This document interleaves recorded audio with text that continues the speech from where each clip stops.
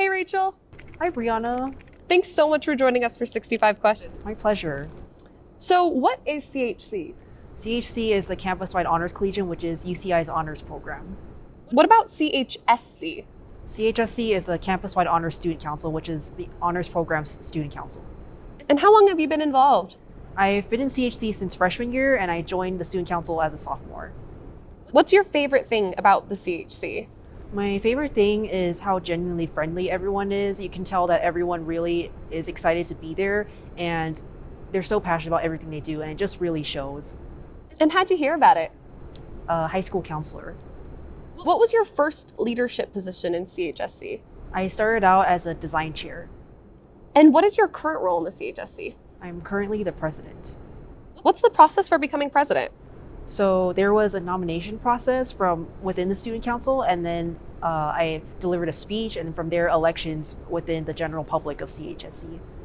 What made you want to run for the role?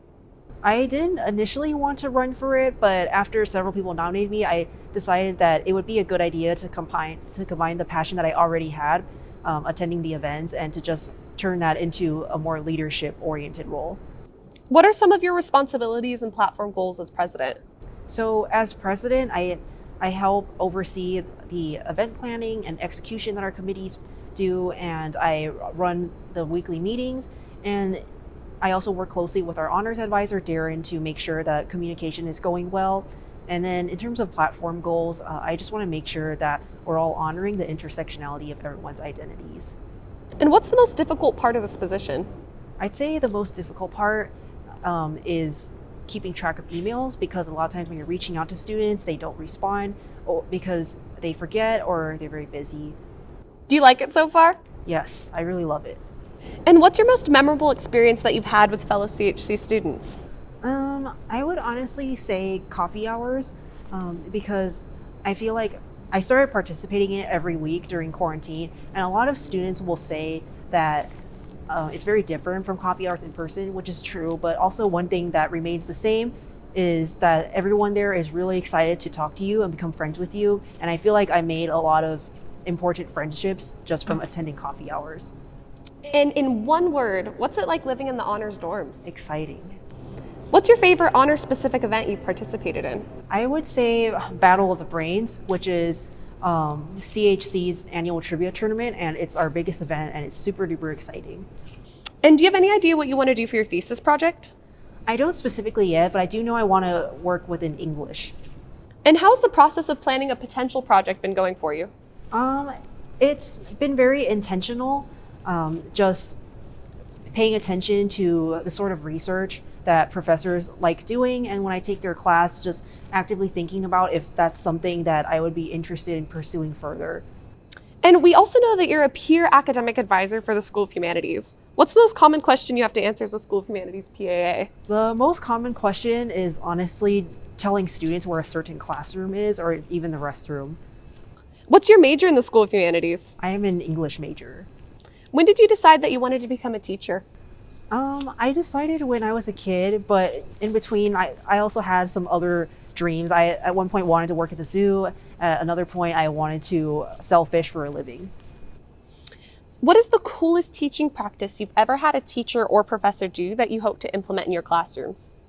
I think being a friend to students, aside from just being a teacher, was really eye-opening for me, because you are an instructor for students, but when you make students feel like you genuinely care about them and the things that are going on in their personal life as well, it makes the student feel a lot more supported and appreciated. And what book do you think should be taught in every high school classroom? Ooh, this would probably apply to elementary school, but I would say everyone should read If You Give a Pig a Pancake. And what book do you think should not be taught in every high school classroom? I never come across a book that shouldn't be. But I do think we should try incorporating more modern authors and poets. What are your thoughts on the Oxford comma? I have very specific feelings about it, just like every English major, and I think that it matters a lot. What is the English Majors Association? It's basically a club for English lovers, and it's not only for English majors. So you could be a STEM major, for example, but as long as if you love English, you're welcome to be a part of our club. And yeah, it's basically a place for English lovers. And what are your responsibilities as a learning assistant? So as a learning assistant, I basically help teach classes. So I like to think of it as an undergraduate version of a TA, and I basically help support the professor however they feel like they can be supported, whether it's teaching discussion sections or helping to grade papers or holding office hours, commenting on discussion posts. What's a class you've been in LA for? So far, I've been a learning assistant for E9 Shakespeare, Psych Fundamentals 9B/11B, and the Illuminations Colloquium. What's the coolest thing you've had the opportunity to do or experience as an LA? I think the coolest opportunity is helping to teach discussion sections, because that's where you really get behind the scenes action of how to prepare questions to ask students and how to ensure that they're doing the learning that they need to do. Are you currently participating in any internships? Yeah, so this quarter I was part of the Writing 197 internship, which was specifically for English majors, and we all worked in social media and marketing. What is UCI Illuminations? UCI Illuminations is the school's arts and culture initiative. So there are a lot of events for students and the local community to attend, from like musicals to plays to cooking demonstrations. And there's a lot of exciting stuff. What is NAR? NAR is the Neon Anteater Renaissance, which is the Honors Creative Works Journal. And it's a place for students to share their artwork. How are you involved? This year, I'm one of the co-editors. So we help put together the issues and present the final product of everyone's submissions. Tell us more about your submission, Let Your World Collide with Others. Yeah, so that was one of the first photos that I entered back when I believe a freshman.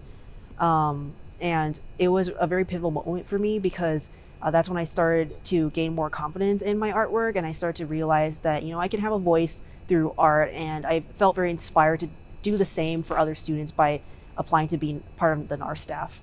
Hey, can you tell us where we're at right now? Yeah, so we're actually at the Science Library right now, which is also where the weekly CHSC meetings are held. Is this also where the CHC office is at? Yes, it is. It's on the 5th floor of the Science Library.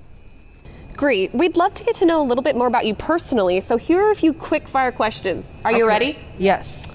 Do you have a minor? Yes, psychological science. What's your favorite color? Gold. If you could only watch one TV show for the rest of your life, what would it be? Friends, because my mom named me after Rachel. How many languages can you speak? About 5 or 6. What's your favorite song? Chasing Cars by Snow Patrol. Favorite study spot on campus? Honestly, in my room. Favorite book? Counting by Sevens by Holly Goldberg Sloan. Best place to eat in Irvine? Lemonade. Favorite dish to cook? Pasta. And the most important quickfire question of them all, should UCI have a football team? Yes, definitely. Thanks for doing those quickfire questions with us. How you feeling? Pretty good, thanks. So can you tell us a bit more about the first children's book you published? Yeah, absolutely. I'd be excited to. So I actually have it right here. It's called Fighting Problems, and I first wrote it and illustrated it when I was 7 years old. And I didn't initially plan to publish it, but I wrote in my second grade class, and my second grade teacher at the time was telling me, oh, you should get it published. And at the time I thought, that's totally absurd. There's no way that would happen.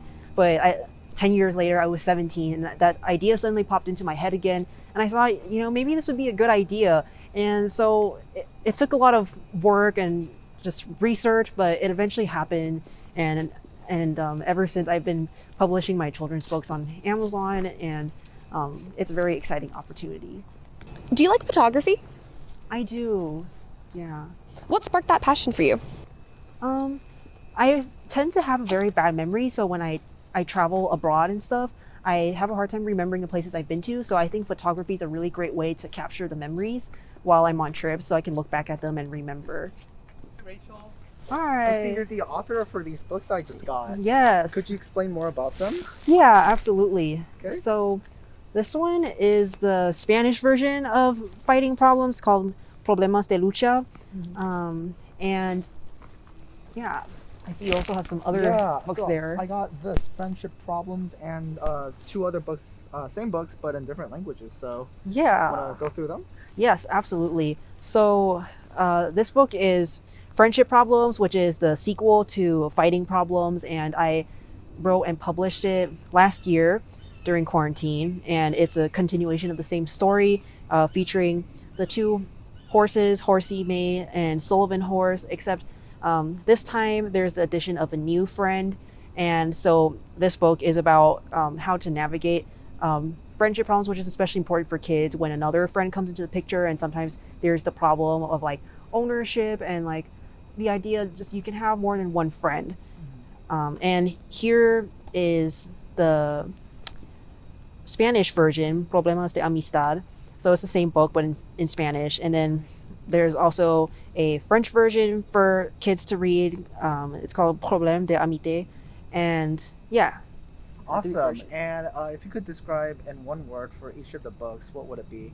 It would be communication, because these books are all about teaching kids how to communicate their problems effectively. Awesome. Well, I Yeah. can't wait to read them at home. Thank you so much. Yeah, absolutely. Thank you. Thank you. So, Rachel, we also know that you have a passion for fashion. What is your favorite store to shop at? It used to be Forever 21, but now I feel like it's transitioned to Shein, probably partially influenced by the fact that I'm a campus ambassador for them. Who's your favorite fashion designer?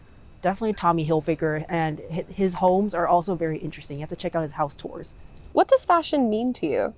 So to me, fashion is not just putting on clothes for everyday use. It's a way of self-expression and showing people various parts of your identity that you can't easily say through words. Someone could just walk by and see you, and they could see who you are and what you're feeling that day.